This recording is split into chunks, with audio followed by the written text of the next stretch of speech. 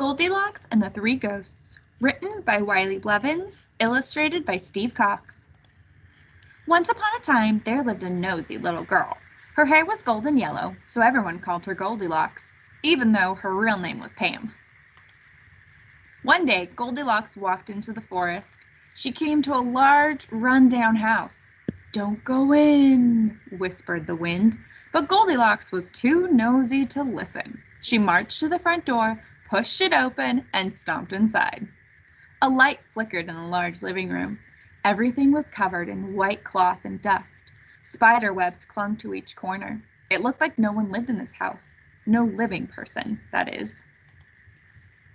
But you see, dear reader, the house was filled with spiders and dancing skeletons, and in the attic lived a family of ghosts. Goldilocks looked around. "All this is mine now," she said. "All mine." If only Goldilocks had known that ghosts don't like it when you take their things. If only Goldilocks had cared. So Goldilocks began looking at all her new things. She looked in cabinets, under chairs, behind couches, and on every table. She grabbed what she wanted to keep and tossed the rest. Dancing skeletons clicked and clacked, but Goldilocks was too busy to hear. Finally, she plopped in the middle of her big mess. All her searching had made her hungry. Goldilocks stomped into the kitchen.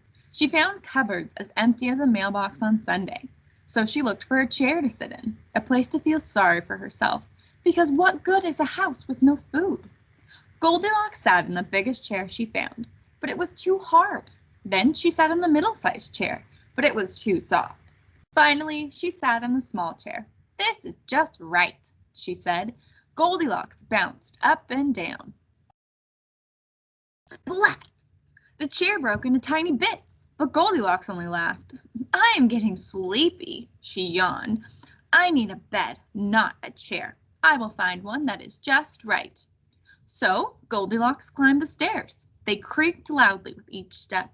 A strange scratching noise followed behind her, but Goldilocks was too tired to turn around.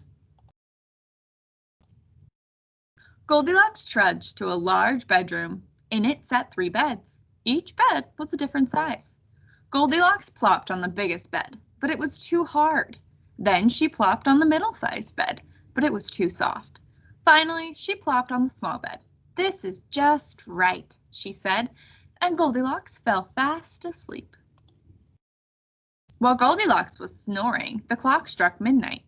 And you know, dear reader, no good little girl should be away from her home at midnight, but Goldilocks was too busy dreaming to care. However, someone else in the house cared.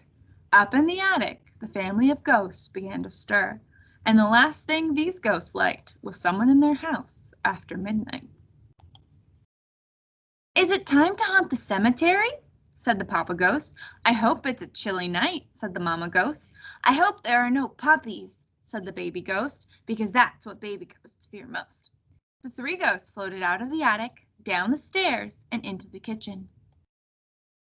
"Someone has been sitting in my chair," said the Papa Ghost. "Someone has been sitting in my chair," said the Mama Ghost. "Someone broke my chair," cried the Baby Ghost. "I hope it wasn't a puppy." The Papa Ghost looked up. "That someone is now in our bedroom. Let's scare that someone away." The 3 ghosts floated up the stairs, through the walls, and into the bedroom. They gathered around Goldilocks. "Oh, how fun!" said the Baby Ghost. "My first scare tonight." "Ready?" asked the Papa Ghost. "On 3. 1, 2, 3. Boo! They all shouted. Goldilocks sat up. Her eyes bugged out. Her hair stood on end. Then she let out a deep scream. And Goldilocks was no more. The ghosts had scared her to death. You see, dear reader, that's what happens to nosy little children out after midnight. The end.